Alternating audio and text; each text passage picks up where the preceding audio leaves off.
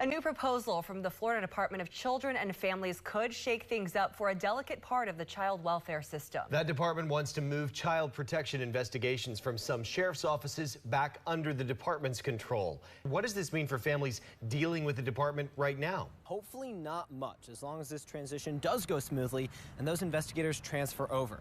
Now, some backstory here. More than 20 years ago, 7 different sheriff's offices around the state took on the responsibility of these child protection investigations in their respective counties. But not everyone right now is on board with this switch back. In Pasco County, someone who was supposed to be protecting children is now accused of falsifying documents. 3 years ago, a different child protective investigator was arrested in Pasco County for falsifying records. Fast forward to today, and we are looking at a very similar scenario. Child protective investigators, or CPIs, are tasked with ensuring a child's safety and well-being. The Florida Department of Children and Families is planning to take over child protection investigations from 7 sheriff's offices around the state. That's according to a new letter obtained by 8 on Your Side from Department Secretary Siobhan Harris. It says, quote, "Our child welfare system has evolved. Today, there is a renewed commitment on prevention-focused programming and integrating this function with existing crisis-oriented systems to provide better outcomes for families," end quote. In 2011, 35-year-old Chris Nacco was appointed sheriff of Pasco County.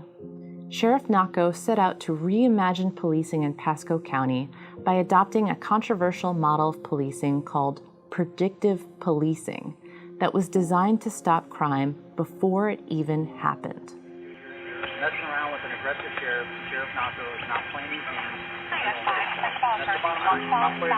One of Nacco's squads, known as the Strategic Targeted Area Response Team, set out into their community with various lists of names, harassing residents they suspected might commit unspecified future crimes, along with their family members. The sheriff pulling no punches on disruptive students. They know nothing's going to happen to them.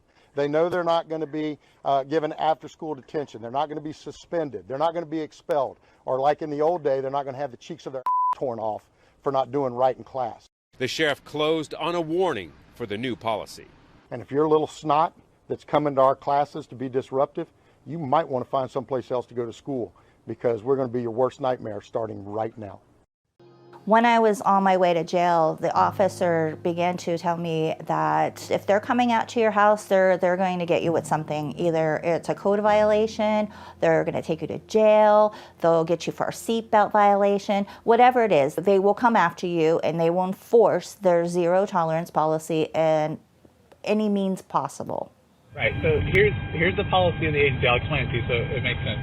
If people have themselves or their people that live in the house are committing crimes and victimizing the community, then the direction we receive from our sheriff's office from the top down is to go out there and every single violation that person commits to enforce it upon them. Yeah, they have like a list of people that used to get in trouble but don't anymore, and we just make sure everybody's doing good. All right. You staying out of trouble?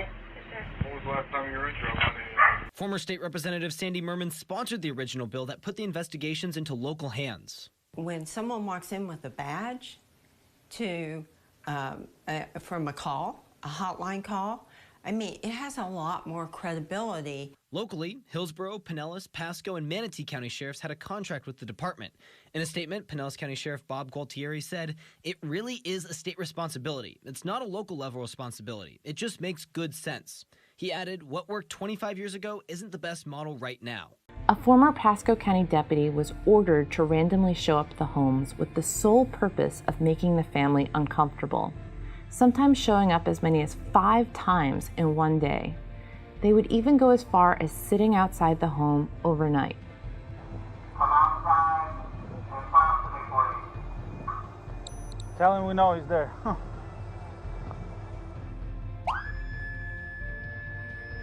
We think it's a really good move on the part of the department. Robin Rosenberg is the deputy director of Florida's Children's First, a nonprofit helping at-risk kids. DCF was hampered in their ability to make uniform policy across the state because in those places where sheriffs didn't want to follow the policy, they didn't have to do that. In Pasco County, a former CPI is accused of saying she met and talked with people when she really didn't. They were at the house, but the CPI investigator, Jennifer Lewis, just put her card there. She didn't speak to anybody. but what she put in those reports reflected that she actually spoke to people, which is a lie. The department's letter says it will work with the Florida legislature to make a plan for the transition. There's no exact timeline. It just says in the coming months. And according to Rosenberg, the key for a smooth transition here is that if all those investigators doing work for the sheriff's offices just move over to the department and do their work there. And like I mentioned earlier, there's no exact timeline here. It's all very fluid.